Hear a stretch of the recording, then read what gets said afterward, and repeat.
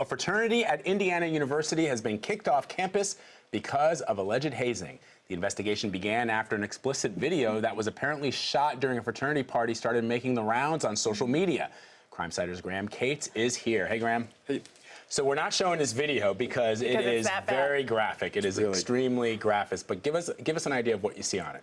The video, it's about half a minute long, and it shows a man and a woman on a mattress. The woman's naked, the man is almost naked, and there are just, it looks like more than a dozen, maybe more, fraternity members, Alpha Tau Omega at Indiana University Bloomington. They're surrounding this mattress, they're cheering them on. At one point, it's not really clear if the man is a willing participant in this, but another member who's naked comes and like kicks him and forces them to engage in what looks like a sex act. And according to the fraternity, this is not a pledge, this is an actual member of the fraternity, a brother. Right, and the initial reports were that it's a pledge, but now the fraternity actually just released a statement saying that they found that it's an actual brother and two exotic dancers that were hired.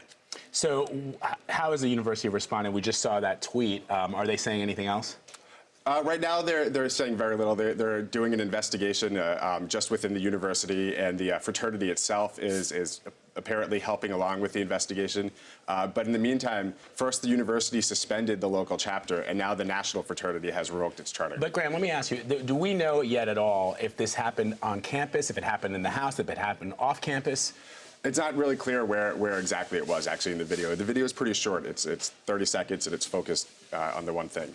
So if it turns out that this person is indeed a brother, not a pledge, does that rule out the hazing? I mean, I guess it really depends. I mean, if he was a willing participant, that's one thing. But if he didn't want to participate in this and they were forcing him to, I mean, it doesn't really matter whether he's a pledge, who he is, whether he's a man or a woman.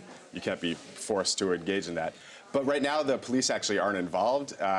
As of this moment, it's just kind of a university investigation. Although with the amount of attention it's getting, that could be something that changes. Has the person in question come forward and said, yes, I did not do this willingly? It's not really clear, actually. It's not clear if they even know who the person is, although the fraternity says that they've identified that it wasn't a pledge, so someone's aware of who it is. In the meantime, though, it kind of is, it's an embarrassing thing for Indiana, which is a university that's already under investigation from the Department of Education, the Federal Department of Education, for sexual assault, issues investigating sexual assault. And this fraternity has already had some issues in the past, right? Yeah, last year there was actually, the student paper described it as a rumor that spread around campus really quickly that there had been a sexual assault in this fraternity. And though the person never came forward and made an official complaint, in the student paper, the fraternity's president said, you know, it's something that's a wake-up call for us, and we're looking to move on from this. Let's talk about just the larger issue here, and that is sexual assaults on college campuses. I mean, this is something that has really been brought to the forefront. I know here locally in New York, a Columbia University student was walking around with a mattress for a long time because victims don't feel as though their voices are being heard and taken seriously. Right, it's something that's really, you can see it growing just in the number of federal investigations into universities. The DOE made this kind of big deal last year. They said we're looking into 50 colleges nationwide. As of yesterday, I just checked with the DOE, it's now 144 universities. That's almost 3 times the amount, and it's been a year and 3 months or so. The article that was in Rolling Stone that came out last year, and then it was recanted, did that damage some of the discussion that is ongoing about sexual assaults on campus, on college campuses? I don't know. I mean, there was definitely fear of that initially, but I think what we see with the kind of growing attention that this issue is getting and the way that the government is looking into it in a deeper and deeper way, I think maybe that hasn't had as negative an effect as people initially feared it would.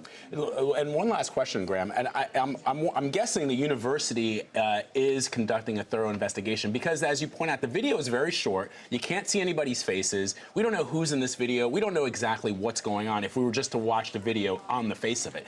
Is there a rush to judgment by people who may not be aware of the actual facts, or is the university saying, no, this is something that really needs to be investigated and there's a rationale for kicking this fraternity off campus?